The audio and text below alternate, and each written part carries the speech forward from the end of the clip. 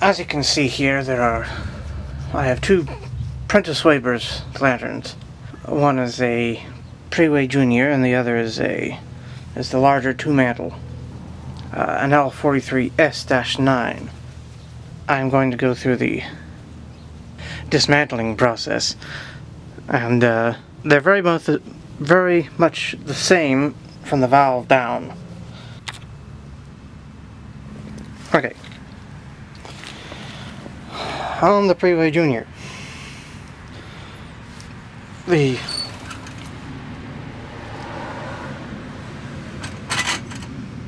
valve handle is keyed so it comes out sideways like this. And the whole burner assembly comes with the vent.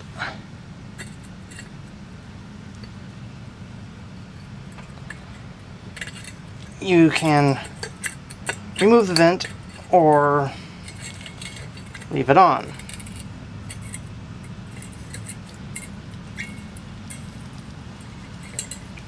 I'm going to leave it on for this purpose.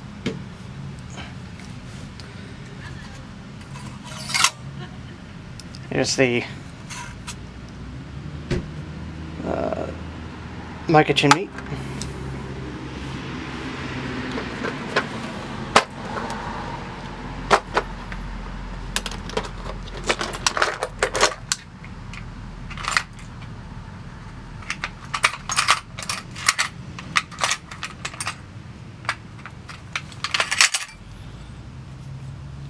The cage is held on with this flat blade screw.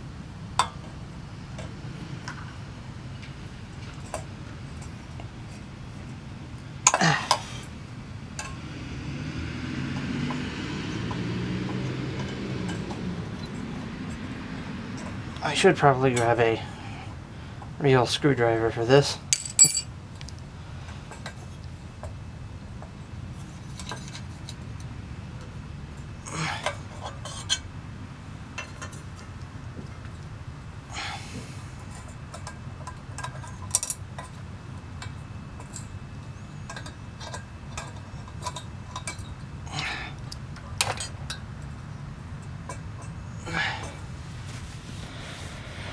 From here on down, the two lanterns are pretty much the same, although this one has the cleaner coming out the back instead of the side.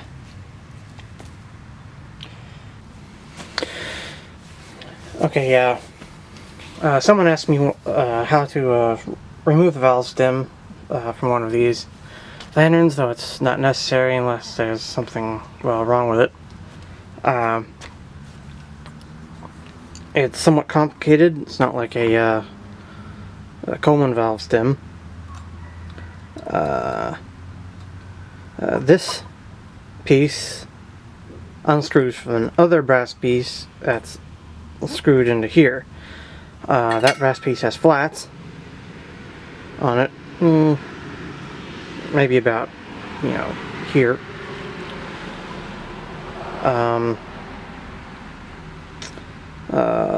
It's a face-to-face seal from this to the valve body. The packing is in here. There's a compression piece on the inside of the packing nut, and the packing is inside this. I haven't had to replace packing one of these yet. It would probably take the smallest size packing or the graphite ribbon that you can get on old Coleman parts. I have had to repack some of these, but only on the two-mantle lanterns.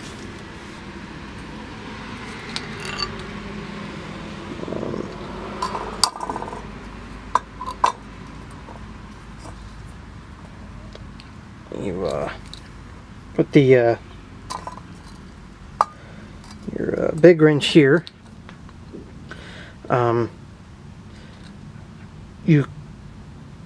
In fact, it's best to do it out with the valve out, because you don't want to damage the valve body when trying to remove the valve from the tank. But since I'm not doing that on this size.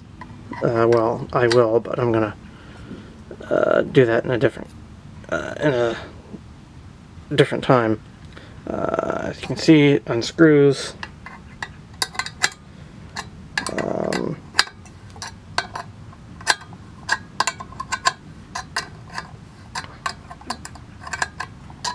I had this part earlier, so it's a little easier. If it sits for a while, I can release kind of with a snap. Like I said, this unscrews. Here's the flat. It's this way, so you can't see it too well in this image.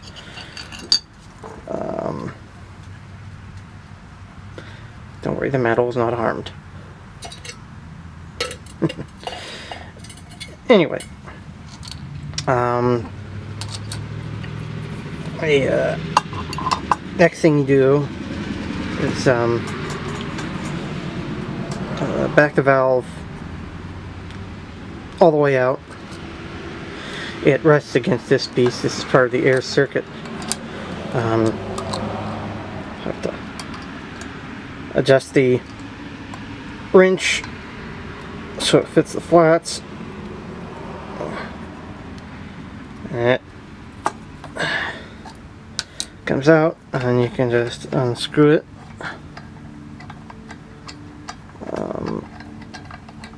There's a seat on the inside that it seals to. It's just a shiny ring, you see. The air, well, when the valve is closed, the sealing surface is here. When you go to light it, you know, quarter turn, half turn, whatever, there's no really much difference on this lantern. It opens to let the air, which I don't know if you can see this little hole, goes through here, past the valve, and picks up fuel on its way past here. Then when you open the valve all the way, it closes the air circuit and just fuel comes out.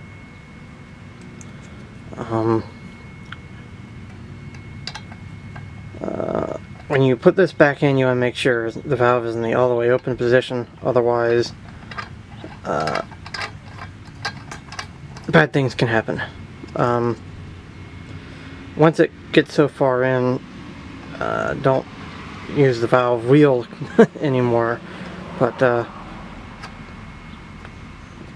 use that directly.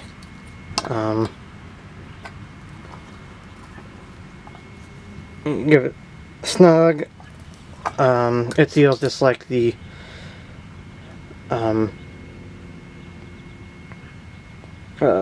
Coleman check valve does on the inside of the pump. Well, when you the check valve body into the pump body, that is. Put that closed. It screws back on.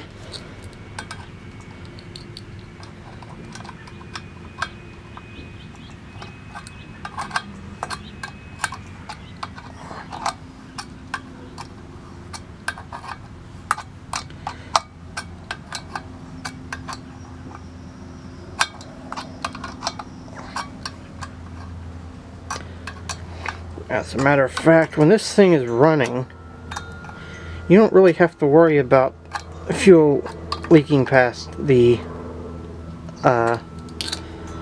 seal, because with the valve all the way open, it cuts any access to the fuel from here this way, so the fuel is only going this way. You don't have to worry about this leaking when the lantern is running. You might have to worry when the lantern is not running.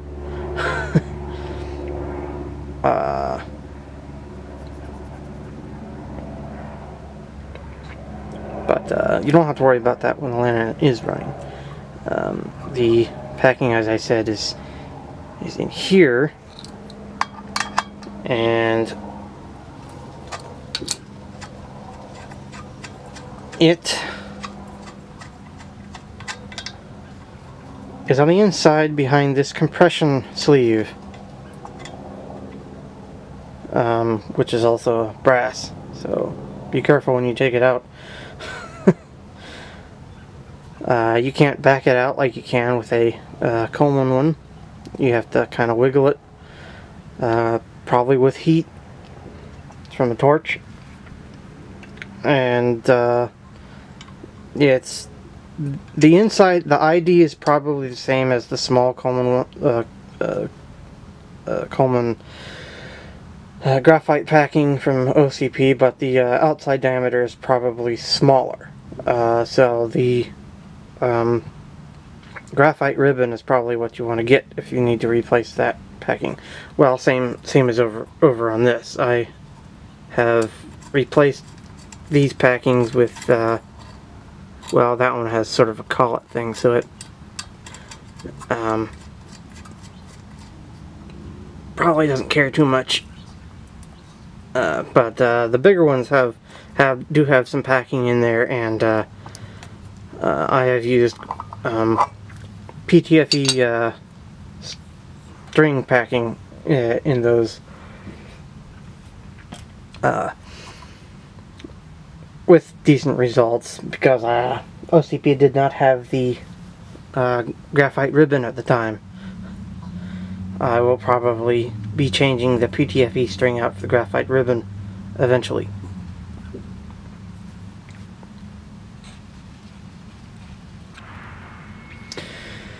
Now, if you need to remove the valve from the tank, make sure the tank is empty. This particular one, since everything is in line, you can put the valve in a vise, the thing upside down, and then grab the fount and unscrew it from the valve.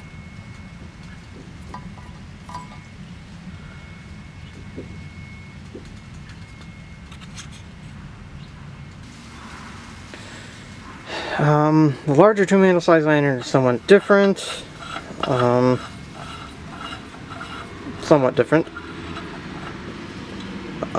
By the way, this little piece here goes between the vent nut and the vent. It protects the vent from getting chips. I'm pretty certain the heat resistant material inside this aluminum washer is asbestos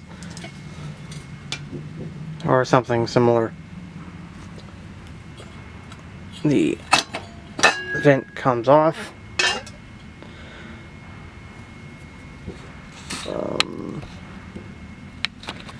This is cast iron, not brass, on this particular one. It is a large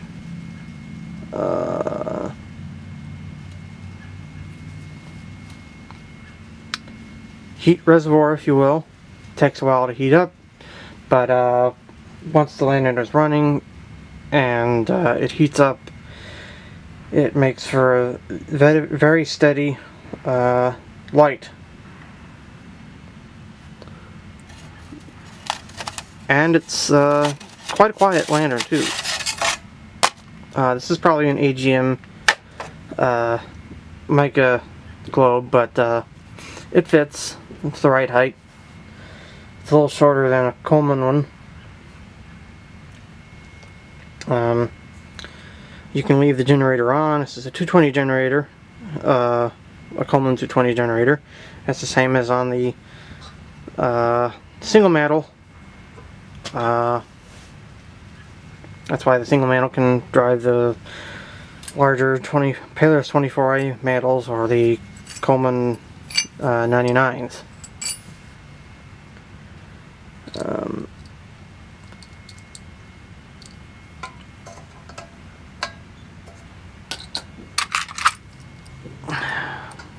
like this nifty little thing here. I don't think it opens quite wide enough for that though. It's a 4-inch with a regular size head. I'll go with this larger wrench here. This nut here unscrews.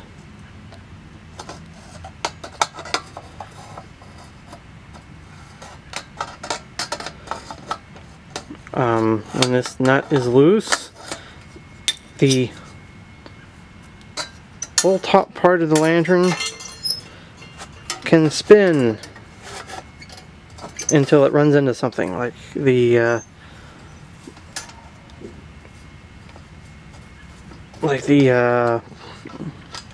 tip cleaner. Anyway, the nut comes loose, and then you just lift the whole thing off the, as you can see, the burner assembly is attached to the frame instead of the valve like it is on a Coleman. There is packing in here for the tip cleaner.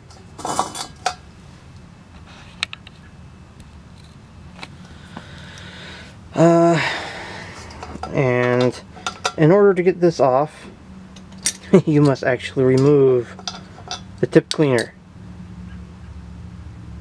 You have to remove this nut and pull this valve wheel off. It's a square shaft. It doesn't come off easy. But once you get it off, and you take this part off without disturbing the packing, by the way, it's a face-to-face seal.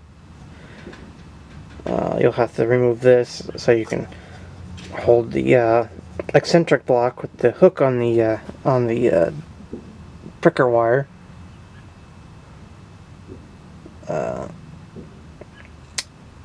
And like I said, this comes off. That allows you to lift it up this way over the valve and then slide it off this way over the valve shaft with the valve wheel off.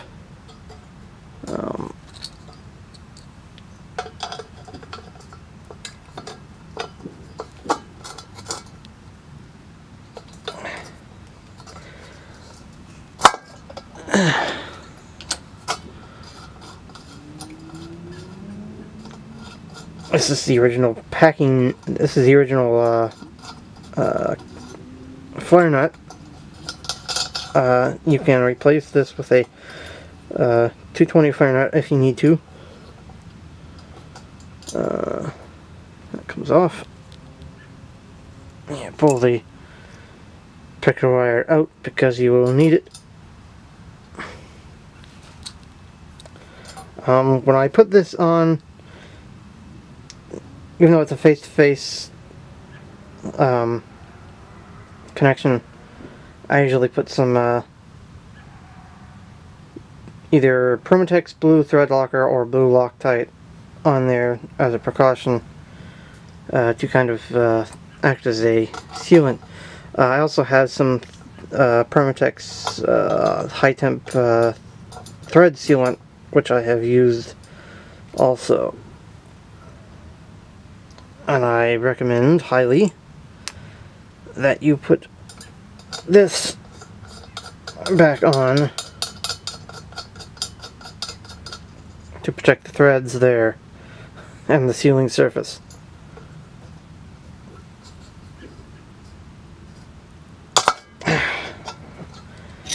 I probably didn't use the Loctite on this one.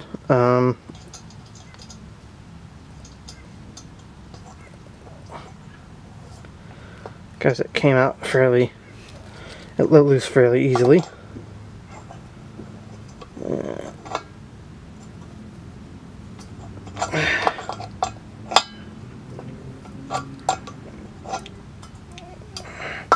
Eventually the eccentric will stop going up and down, and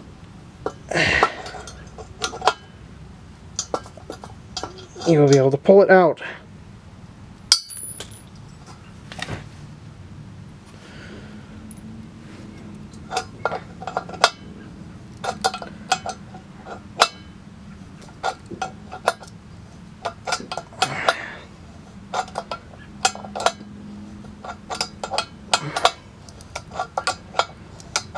Sometimes this packing thing is short and you have a long wire. Sometimes the whole packing thing comes out.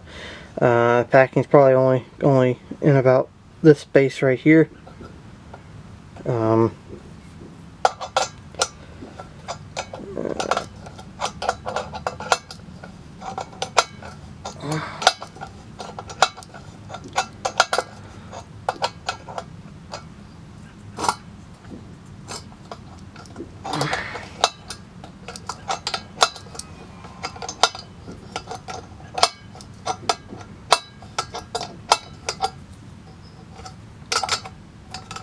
See, that comes out. The nut of the valve wheel.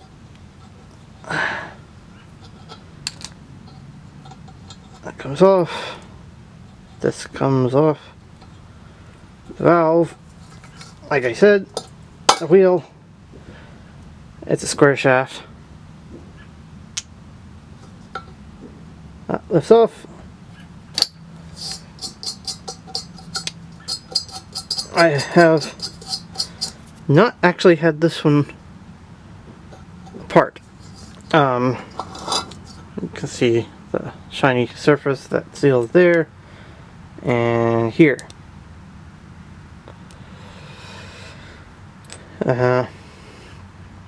From this point, you can then clamp this in a vise and unscrew it from the fountain upside down. I'm not turning it upside down because there is fuel in here. This is a working lantern. I don't really need to take it apart.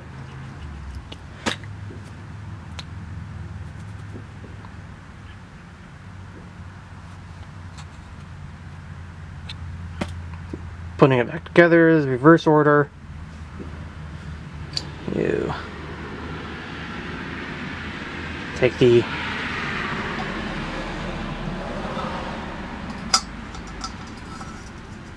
collar, you put it on there.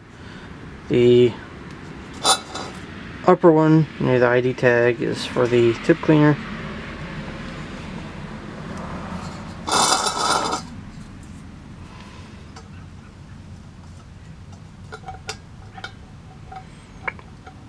The air circuit on these has a small orifice that looks just like a gas tip. It's screwed in on the front side of the bottom of the valve here. It's hexagon shaped with a hole in the center. Sometimes that gets corroded. That might need to be pricked if all you get when you open your lantern is fuel without air. If you get air and no fuel, then the screen in the bottom of the pickup tube, which is screwed in at the back of the valve, which is probably about this big in diameter on the bottom, has a round piece about that big around with a brass screen in the bottom. Very fine brass screen. If it had gunky gas in it that sat for a while, that could have caused some issues. Okay, now this eccentric block needs to go back in the same way it came out, with the notch on this side toward the toward this.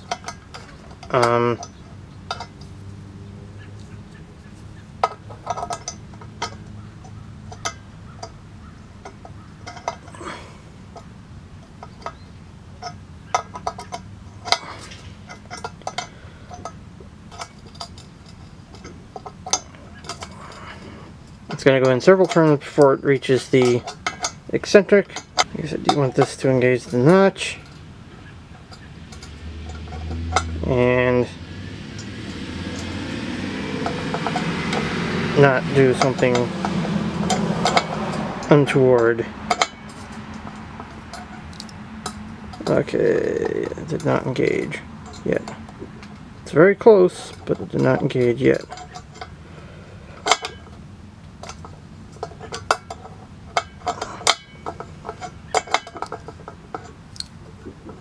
There, it's engaged. Now I can take that hook away.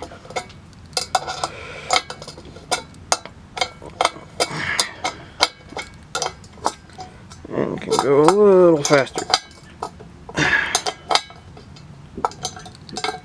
Like I said, this says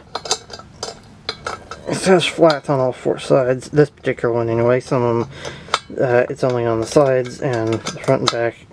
Well, there's a front piece which is flat, and then the back piece is curved.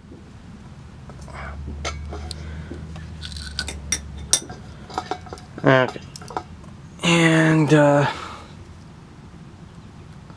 I said, that's about it.